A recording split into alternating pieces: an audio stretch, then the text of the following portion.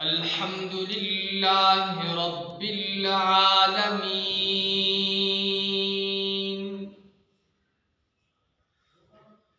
والعاقبة للمتقين والصلاة والسلام على سيد الأنبياء والمرسلين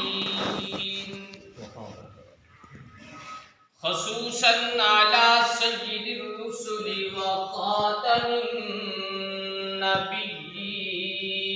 النبيين شهادة أن لا إله إلا الله وحده لا شريك له وحده ولا نذير له وحده ولا معين له ثم نشهد أن سيدنا وسندنا ومحبوبنا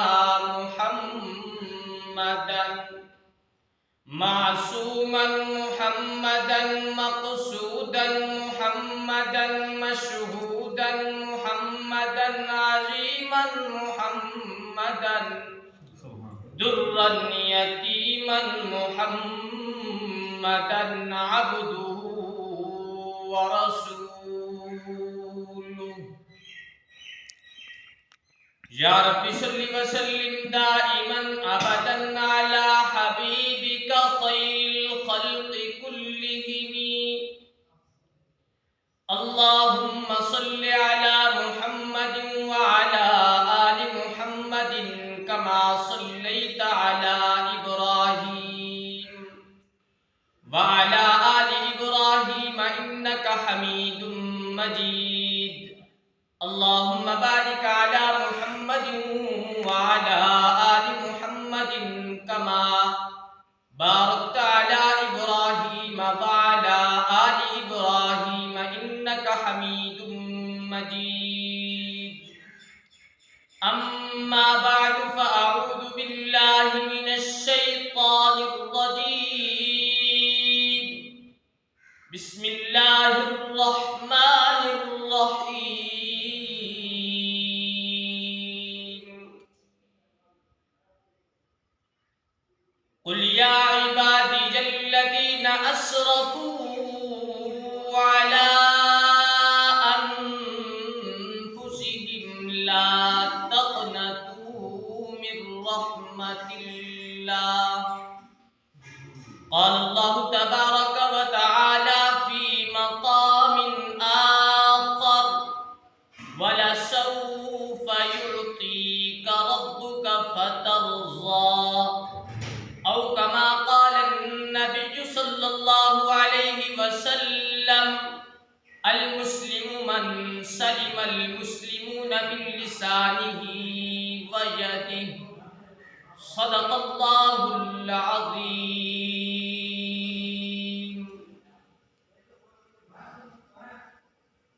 جس دور پہ نازاں تھی یہ دنیا اب ہم وہ زمانہ بھول گئے اوروں کو جگانا یاد رہا خود ہوش میں آنا بھول گئے منہ دیکھ لیا آئینے میں پر داغ نہ دیکھا سینے میں جی ایسا لگایا جینے میں کہ مرنے کو مسلمان بھول گئے آزاد تو اب بھی ہوتی ہے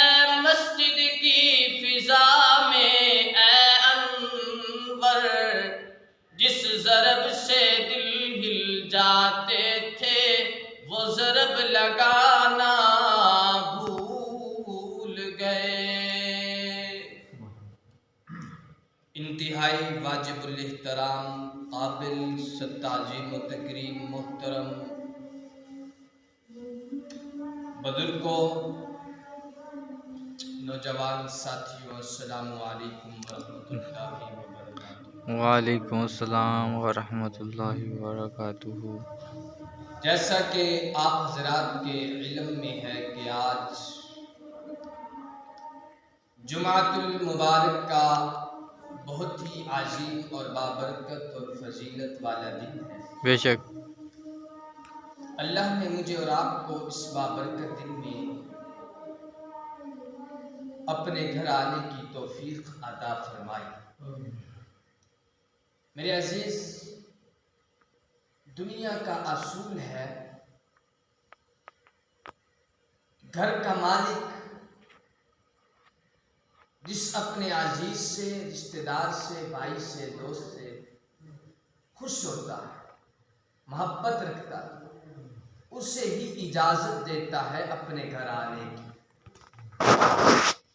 یہ گھر اللہ کا ہے، ہر کوئی اپنی مرضی سے یہاں نہیں آ سکتا۔ جسے اللہ قبول کرے، جس کا انتخاب اللہ فرمائے، وہی شخص اس مسجد کی حدود میں آ سکتا ہے۔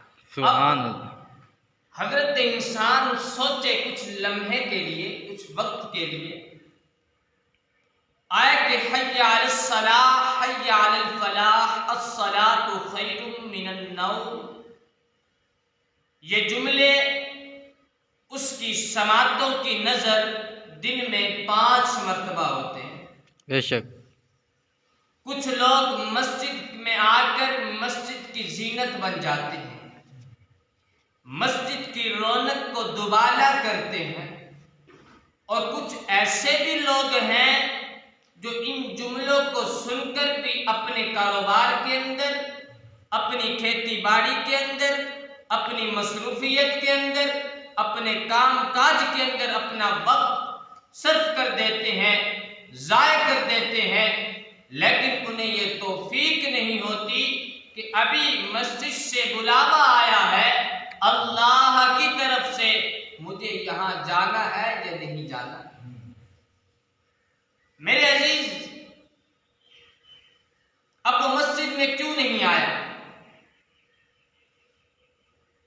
اللہ جس سے راضی ہوتا ہے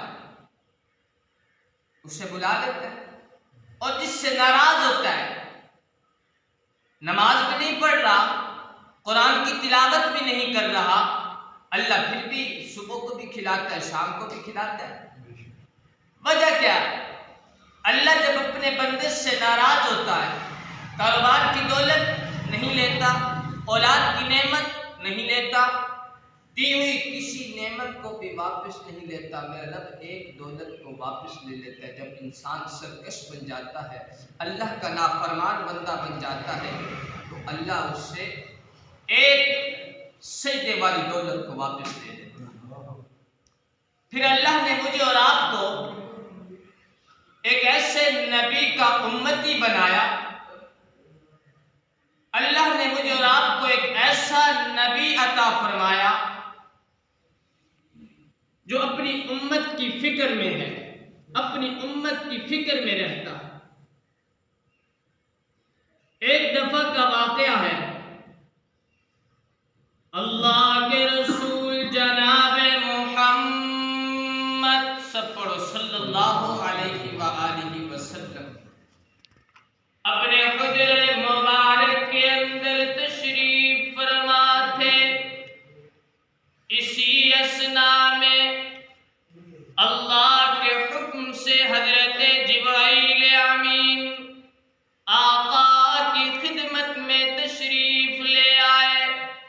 پہلے بھی حضرت جبرائیل امین اللہ کے رسول کی خدمت میں تشریف لایا کرتے تھے، لیکن آج آمنہ کے لال نے جبریل امین کے چہرے کی طرف دیکھا، پوچھا جبریل آج آپ کے چہرے پر اداسی کے آثار، پریشانی کے آثار نظر آ رہے ہیں۔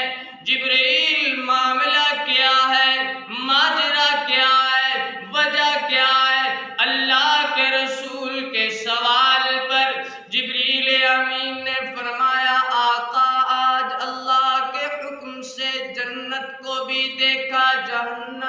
بھی دیکھا، جب جنت کو دیکھا بہت خوشی ہوئی، لیکن یا رسول اللہ صلی اللہ علیہ وسلم جب میں جہنم کی طرف جاتا ہوں، اللہ نے جہنم کو 7 درجوں پر مشتمل کر رکھا ہے۔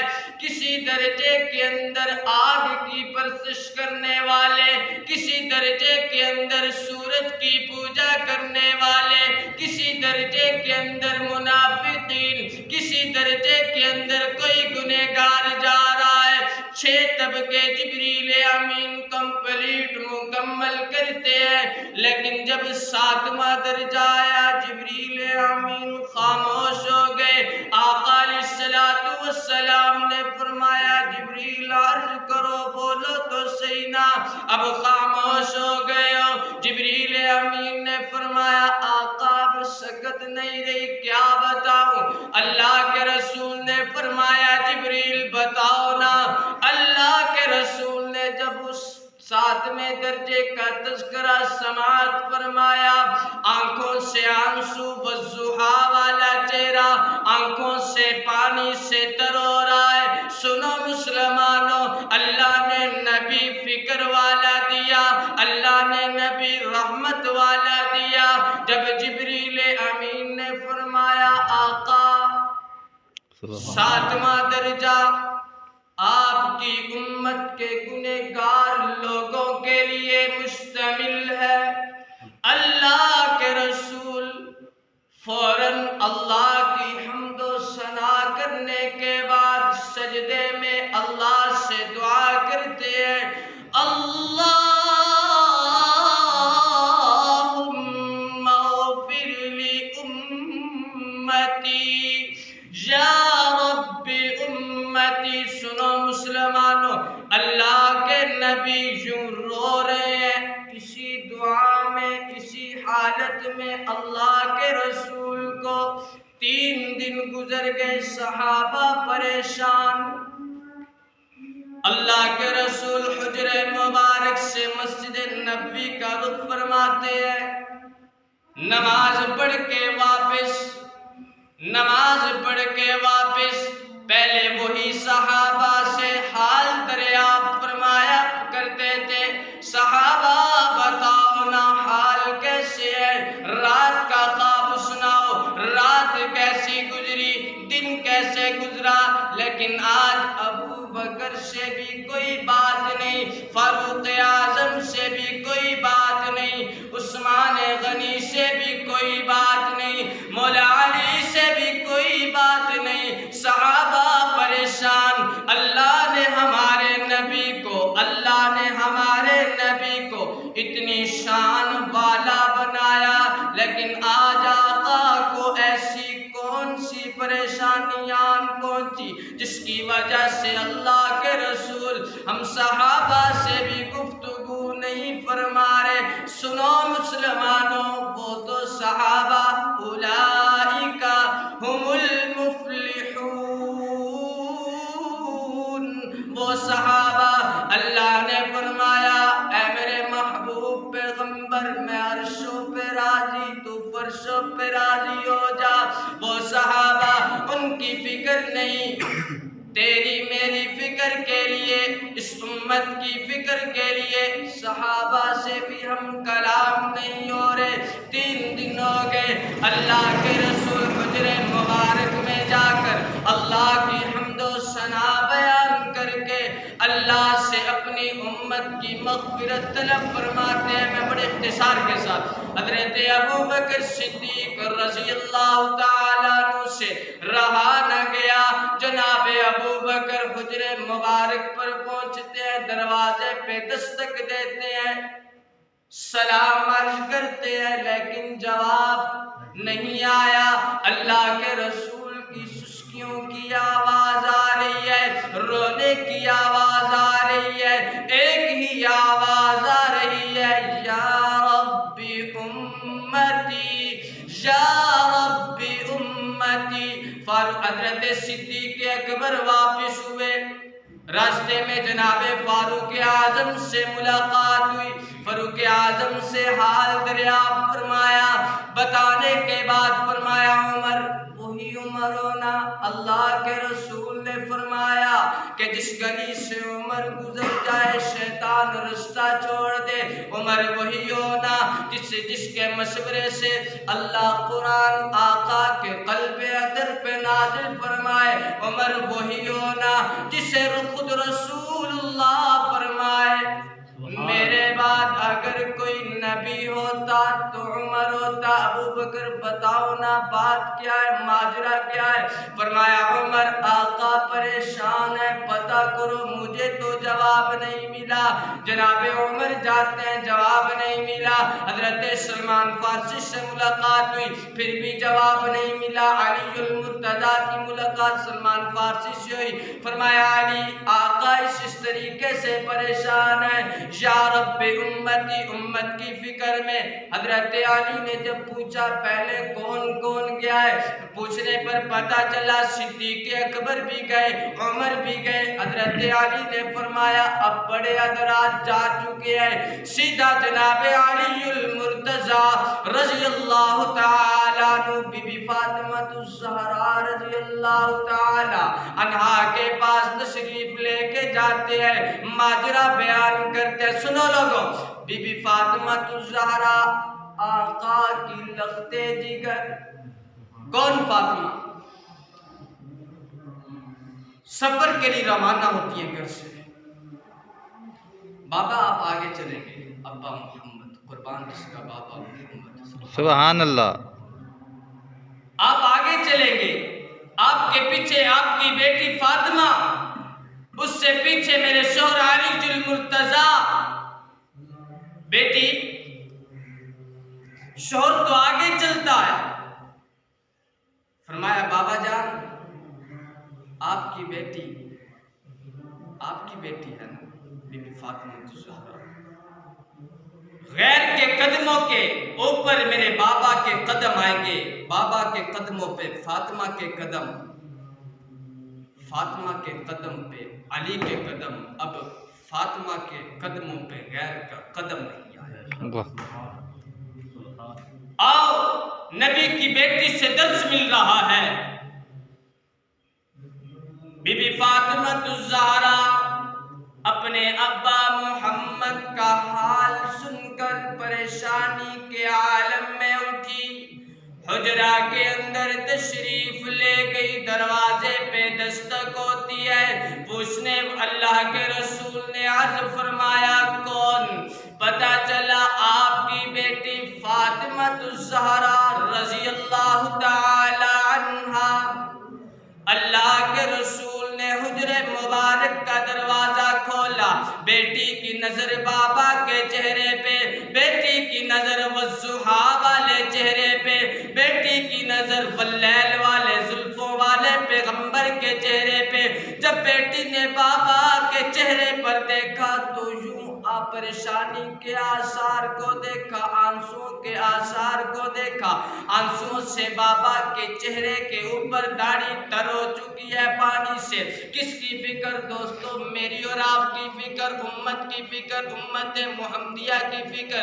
سنو، جب بیٹی نے اس ماجرے کو دیکھا، اس حال کو دیکھا، فرمایا بابا ماجرا کیا ہے؟ آج بیٹی کیا دیکھ رہی ہے کہ میرے بابا اتنے رو رہے ہیں، میرے بابا اتنے پریشان ہیں؟ اللہ کے رسول نے بیٹی سے سارا حال سنایا، پھر اللہ کے رسول فوراً سجدے میں گر گئے، فوراً سجدے میں چلے گئے، پھر وہی رو کر اللہ سے امت کی فکر، امت کی فکر، اللہم اغفر لی امتی یا رب امتی، اللہ میری امت کو معاف فرما۔ اچانک سے والضحیٰ والے چہرے پر تبسم کے آثار، مسکراہٹ کے آثار ظاہر ہوتے ہیں۔ بیٹی پھر سوال کرتی ہے بابا ابھی دیکھا ہے رو رہے تھے، ابھی دیکھا ہے آپ کے چہرے مبارک پر ہنسی اور تبسم اور مسکراہٹ کے آثار۔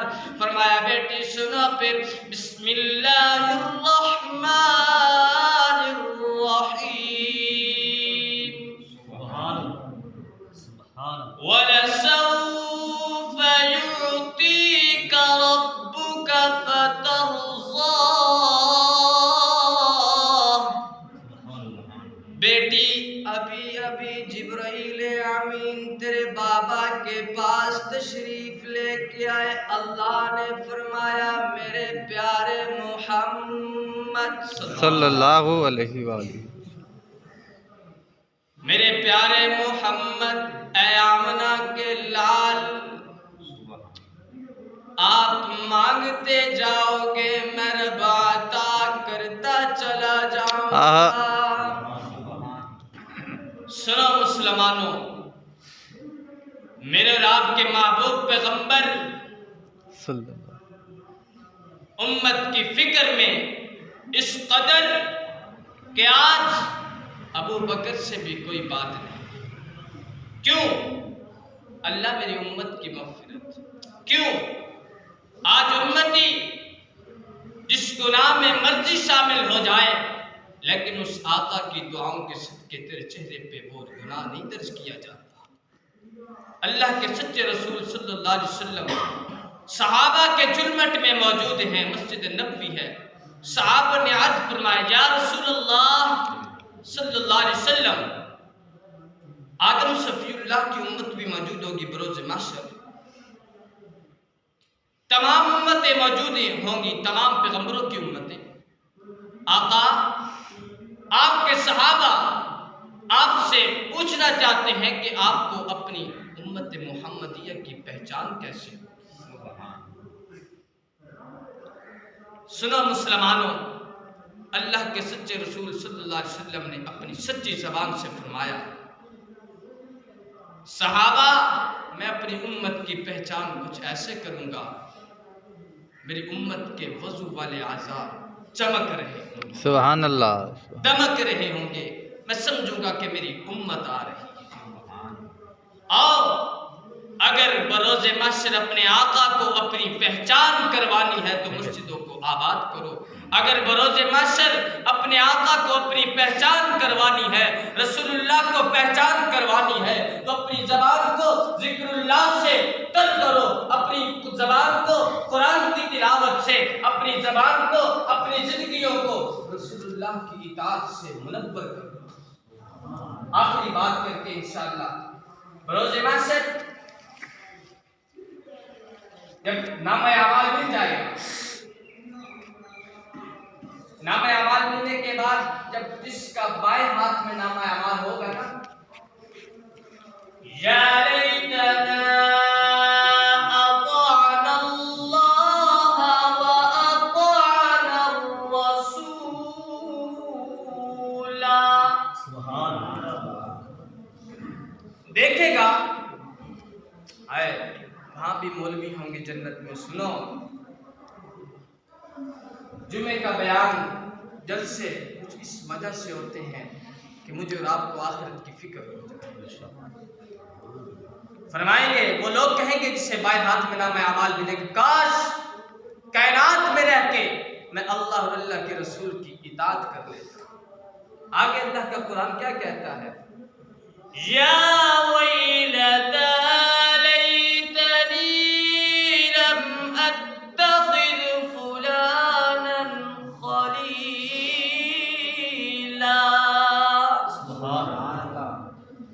نامہ اعمال مل جائے گا بائیں ہاتھ والے کو، جب دائیں ہاتھ والا تو ڈائریکٹ جنت میں، کہ کاش اس فلاں شخص کو دوست نہ بناتا اس کی وجہ سے آج جہنم میں جا رہا ہوں. آؤ اپنی محفل کو، اپنی میٹنگ کو، اپنی کمپنی کو اللہ والوں کے سپرد کریں. آؤ حفاظ کے ساتھ، اولیاء اللہ کے ساتھ، قرہ کے ساتھ، حفاظ کے ساتھ، دین والوں کے ساتھ اپنے آپ کو منسلک کر لو، اپنا کنیکٹ انہی کے ساتھ کرو کہ آئے اسی وجہ سے تیری اور میری جنت کا اللہ وہ کتاب و حساب کتاب میں جنت کا حقدار بنا. آمین. اللہ مجھے اور آپ کو صحیح معنوں میں رسول اللہ کی اطاعت نصیب فرمائے اور جو سنایا ہے اس پر عمل کرنے کی بھی توفیق عطا فرمائے. وما علینا الا البلاغ.